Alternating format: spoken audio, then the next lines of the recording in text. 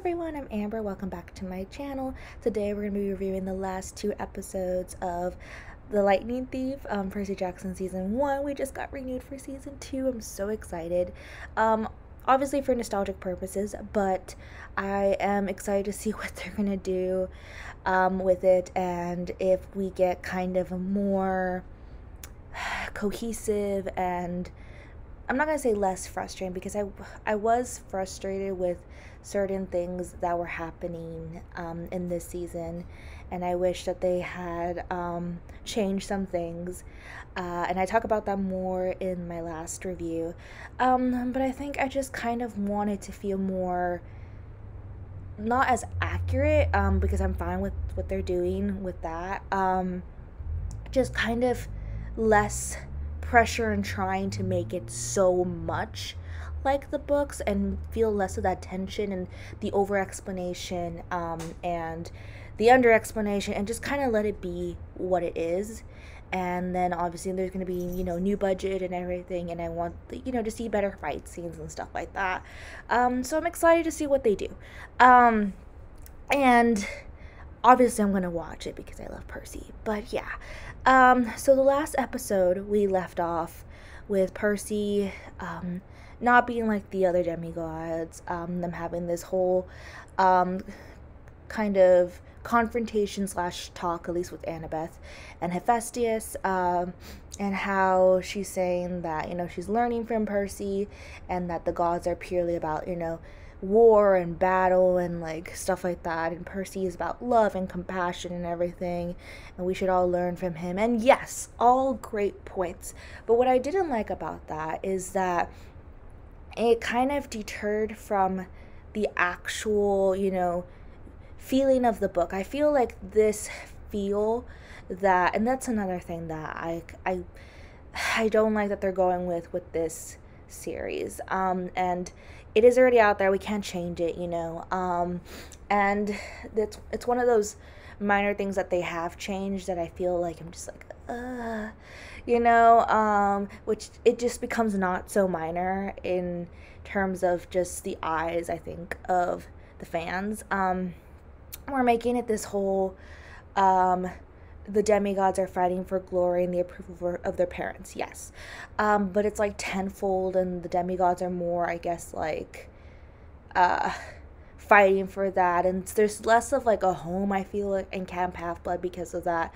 There's less of this, I think, innocence and passion and love that I feel comes from this series, this kind of like, it's this place of, yes, where, they go off and fight, they train to fight and everything, and there might be death and there might be blood, but there's a real home and a real family element to it, and even though there's all these other things that are going on, with the gods and everything, it's about this kind of united front, and each of these characters, have these great personalities and characteristics besides them being just demigods, and they have like histories and everything, and so it's just, I feel like we're taking away from that and just making Camp Half-Blood this place of just like where demigods go to fight for victory and approval from their parents. So yeah, I like I said before, I do like how they're, Rick has been working closely with them, and, they're doing pretty okay with sticking by the book in terms of, like, one place to another. We're going to all the places we should. But I think in terms of, like, what they're talking about and plot, in some of the episodes, we are kind of going in a different direction at some moments. And so I just kind of wanted to clarify what I said earlier, but that's kind of something that is something I hope the second season will feel more of, just kind of this more grounded familial feeling. So yeah, and in this one we are we're going to meet Hades. We meet Hades. It's this really awkward kind of like, he's just kind of like, he looks the part. I don't have a problem with like the way he's speaking. It's just kind of like an awkward meeting. Like, it just kind of went by too fast. It was too all over the place, which has kind of been like a habit, I think, with this series, where it's like we get to finally we're ready to go, and it just kind of is not what it is supposed to be, and it happens so quickly, and it's just like, yeah. And I feel like certain things that we believed or we were kind of guessing at, like Clarice being the one who stole the lightning bolt and everything, we're very like, she did it, like this is what's happening. And then like other like new things that they're talking about, like theoretically, or that they're finding out and talking about, everything's just getting mixed up into one thing of like new ideas that the series has added, old things from the book, and then we're being so like in your face with a lot of things, and then a lot of things aren't being explained. So I think this was just a continuous thing throughout the season. But yeah, so that was Hades' moment, and he was just like, I don't want the bolt. And I don't remember too much of a lot of things, because it has been a while, but the whole helm thing was accurate, yes. And there's certain moments where I'm like, yeah, I remember that, but this is going a little bit more differently than I expected.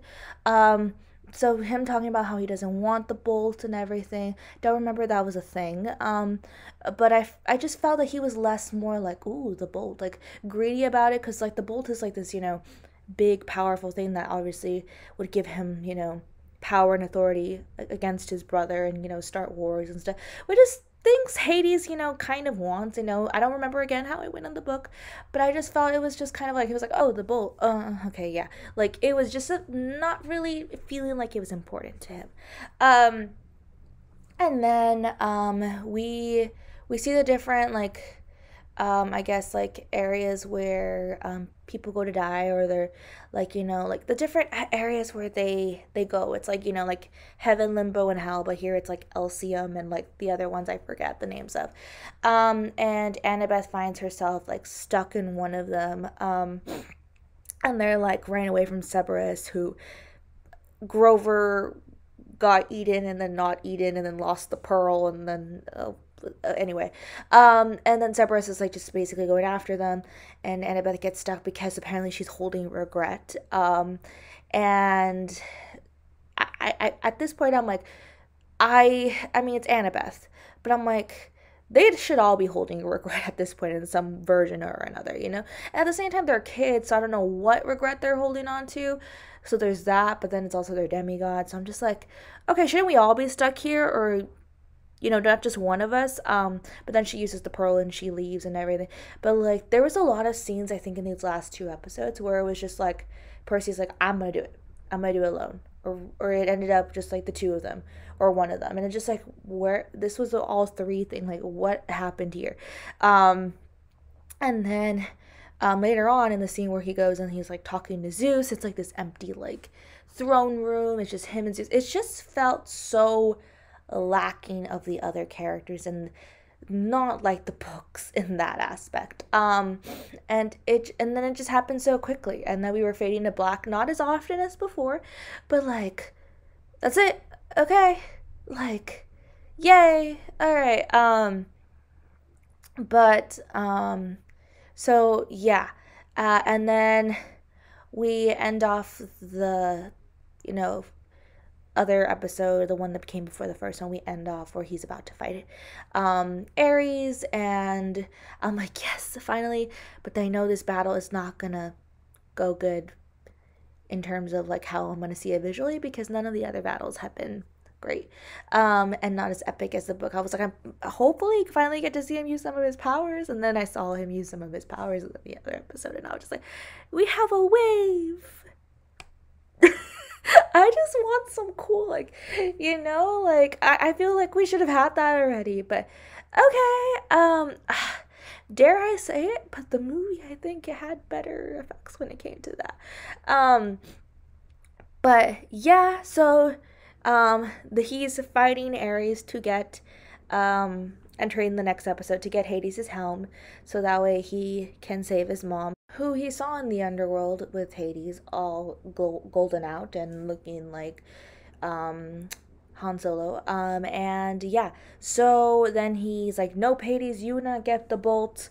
Because for a second he was like, hey, I'll get the bolt if, I can't get my helm. And Percy's like, I get your helm, and then goodbye, and shoom. And then we go fight Ares. So this whole episode was just kind of like him, getting into the underworld. I was gonna say the afterlife. The underworld. But yeah, and then there's this one moment where Grover, he was flying to Tartarus, and the whole,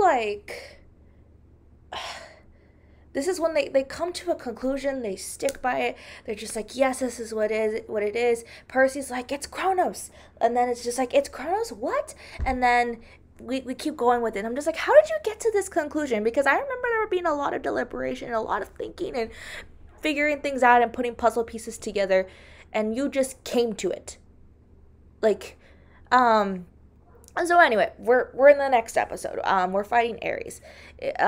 There's a wave of non-epic water powers. Yay, Ares got all wet. We won. Helm appears. Ares poofs off into who knows what. There's that one scene where it's like, oh, don't look at him, and it's just like, that is accurate, yes. And then they end up being at the beach where the house is that Percy and his mom stay at earlier. They go in, the Fury's there. She's just kind of like not as intimidating as before. Percy's like, you just want the helm all along, and then she's like, yes, good luck on Olympus, and then they leave. And then Percy goes to Olympus, goes to Zeus, who's sitting grumpily in a chair. The actor did not look like the actor. Like, I don't know what, like, his face just looked like a different person. Anyway, he gets on. He was the most Zeus like that I think he could have been. He was, kind of just like mad dogging Percy, and then he got angry and everything, and then he was about to like hit him with the lightning bolts, and here comes Poseidon, and it's just like, do not hurt my son, and it's just like, ah. And then Poseidon has like a moment with Percy, and they're just talking, they're just chilling, he's like, do you think of my mom? And Poseidon doesn't say nothing, and then it's like, okay, you gotta go, Pearl, boom. And then he ends up back at Camp Half-Blood, people are clapping, and then he goes and he's like, why is Clarice still here? Because Clarice is still here, because he still thinks, even at this point, and we're still so on it, that Clarice stole, and maybe they still assumed it in the book, at this point, but I'm just like, they're so on it. It's making me angry. And then Annabeth's like, we'll talk about it later and everything, and her and Luke are just basically talking about it. Like, we told Chiron and everything, but we don't want to like jump to conclusions. And then they mention, we're gonna talk to Chiron again. I'm like, why? What?